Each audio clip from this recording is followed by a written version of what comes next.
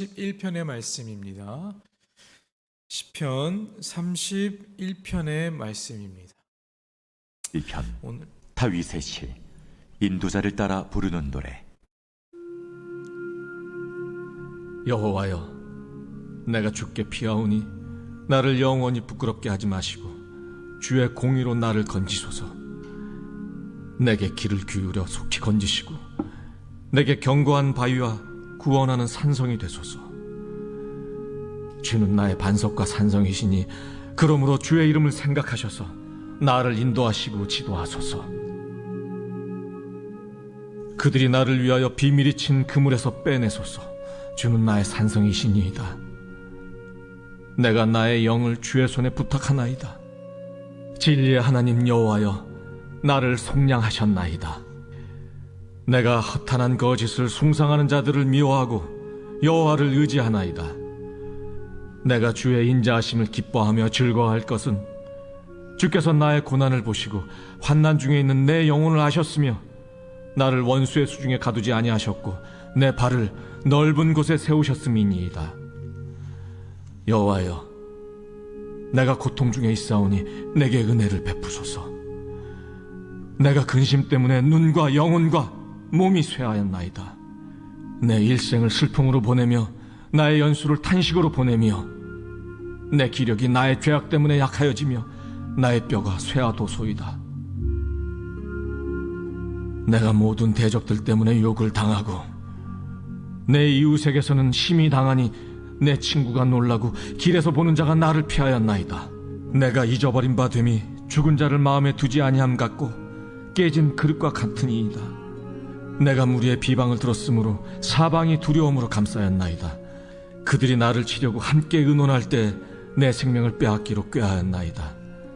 여호와여, 그러하여도 나는 주께 의지하고 말하기를 주는 내 하나님이시라 하였나이다. 나의 앞날이 주의 손에 있사오니 내 원수들과 나를 핍박하는 자들의 손에서 나를 건져주소서. 주의 얼굴을 주의 종에게 비추시고 주의 사랑하심으로 나를 구원하소서. 여호와여, 내가 주를 불렀사오니 나를 부끄럽게 하지 마시고 악인들을 부끄럽게 하사 수월에서 잠잠하게 하소서. 교만하고 완악한 말로 무례히 의인을 치는 거짓 입술이 말 못하는 자 되게 하소서. 주를 두려워하는 자를 위하여 쌓아두신 은혜, 곧 주께 피하는 자를 위하여 인생 앞에 베푸신 은혜가 어찌 그리 큰지요.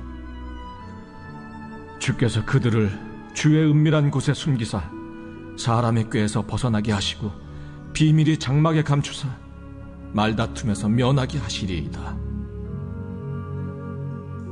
여호와를 찬송할지어다. 견고한 성에서 그의 놀라운 사랑을 내게 보이셨음이로다.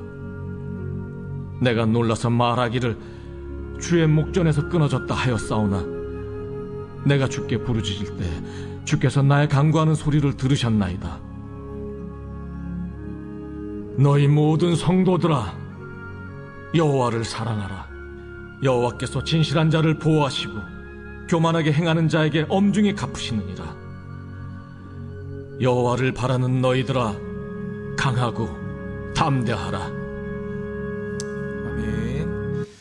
오늘 우리에게 주신 하나님의 말씀입니다. 오늘 이 아침도 주님의 말씀을 사모하여 이 자리에 함께 나오시고 또 온라인으로 예배드리시는 성도님들에게 하나님의 놀라운 은혜와 평강이 가득하기를 간절히 소망합니다. 오늘은 주를 믿고 의지하는 사람이라는 제목으로 함께 말씀을 좀 나누려고 합니다. 이 시간 하나님의 말씀만이 온전히 선포되는 복된 시간 되기를 간절히 소망합니다. 함께 드라마 바이블로 읽었던 이 시편 31편은 다윗이 도망했던 때를 생각하며 쓴 시입니다. 다윗의 인생의 전반부는 사울에게 쫓기는 인생을 살았습니다. 그리고 인생의 후반부에는 압살롬에게 쫓김을 받으며 삶을 살았습니다. 그럴 때마다 나의 약할 때 강함이 되시는 하나님을 다윗은 경험합니다. 다윗은 보호자 되시는 하나님에 대한 신뢰를 가지고 있었습니다. 그래서 쫓기는 신세가 된 다윗은 하나님에게 피하며 하나님께 호소하며 간구하며 살았습니다. 1절에 이렇게 나와 있습니다. 여호와여, 내가 주께 피하오니. 2절부터 계속 내용에 보면 바위와 산성이라는 단어들이 나옵니다. 여호와는 나의 산성이시고 요새이시고 방패이시고 이렇게 여러분들 성경에 많이 나오지 않습니까? 이렇게 바위 산성이라는 개념은요, 피난처를 의미하고 있습니다. 피난처. 다윗이 이처럼 기도할 수 있었던 비결은 무엇이냐면 하나님께 당신을 의지하는 자를 영원히 부끄럽게 하지 않으시는 분이 바로 그 하나님이시라는 것을 다윗은 너무나 잘 알고 있었습니다. 그래서 이러한 쫓기는 신세가 되었을 때, 삶에 문제가 있을 때 하나님께 먼저 피하고 하나님께 먼저 기도하며 나아갔던 것입니다. 하나님이 원수들의 공격에서 그를 보호하셨기에 그는 하나님이 자신의 궁극적인 보호자라는 것을 깨닫고 신뢰하며 살아갑니다. 3절에 보면 다윗은 다시 한번 하나님이 나의 반석과 산성이라고 고백하며 하나님의 인도와 지도를 구하고 있습니다. 그런데 다윗은 자신이 아니라 주의 이름을 위하여 그렇게 해달라고 요청합니다. 왜냐하면 주님은 다윗의 산성이시기 때문에 그렇게 고백하는 겁니다. 다윗은 구원의 목적조차 하나님께 모든 것을 다 맡기고 있습니다. 모든 것을 하나님께 두고 있어요. 원수들이 비밀스럽게 그물을 쳐서 다윗을 죽이면 그를 보호하고 있는 하나님의 명예가 떨어지기 때문에 그를 계속해서 공격합니다. 우리가 주님께 구원을 구할 때 그 궁극적인 이유가 무엇인지 우리는 좀 돌아보고 생각해야 할 것입니다. 다윗처럼 주님의 명예를 존중하는 마음으로 그분의 인도와 지도를 구하는 우리가 되어야 될 것입니다.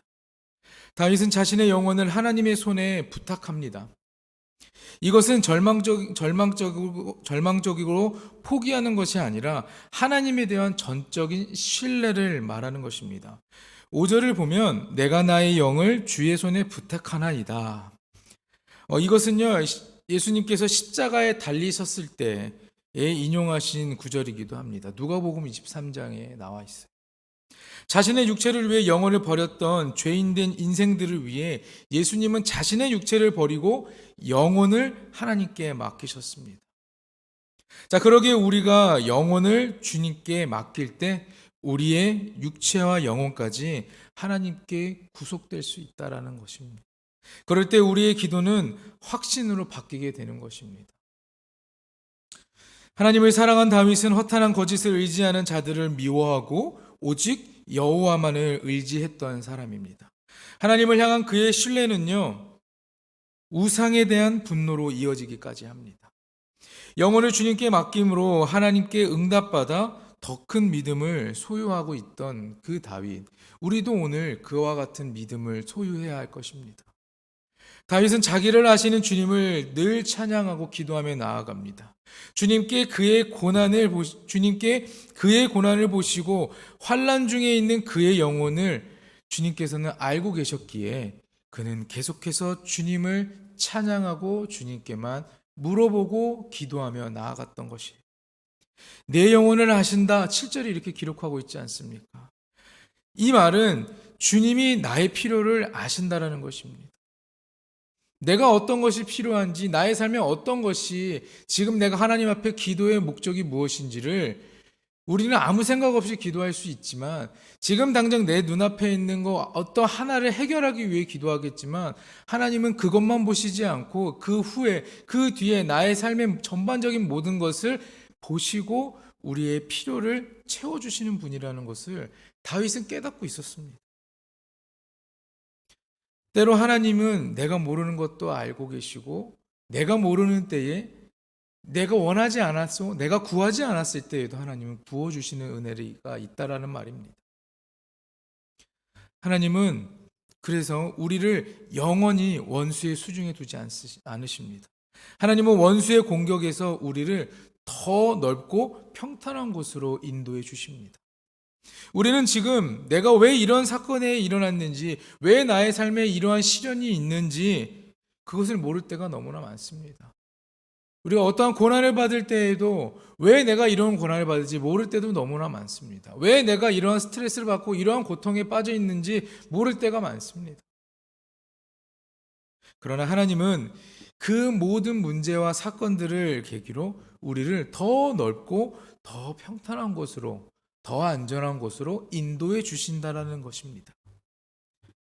여러분, 다윗은 1절에서 8절까지 자신을 하나님의 손에 맡긴다라고 고백하고 있습니다. 그래서 하나님은 그를 넓은 곳으로 인도하십니다. 평탄한 곳으로 인도하세요.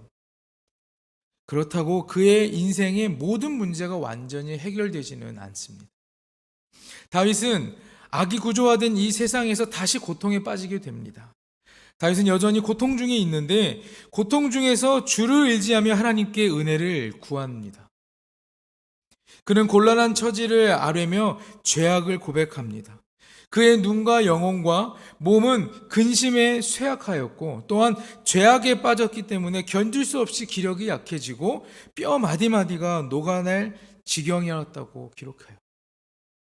그러나 이처럼 자신의 죄악을 자복하고 버리는 자는 하나님께서 불쌍히 여겨서 그들을 구원하여 주신다라는 것입니다.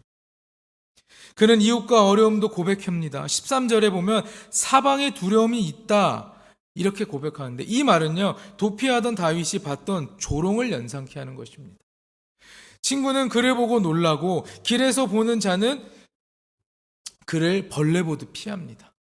그는 죽어서 잊혀진 사람처럼 깨져버려지는 그릇처럼 소외되었다는 말입니다.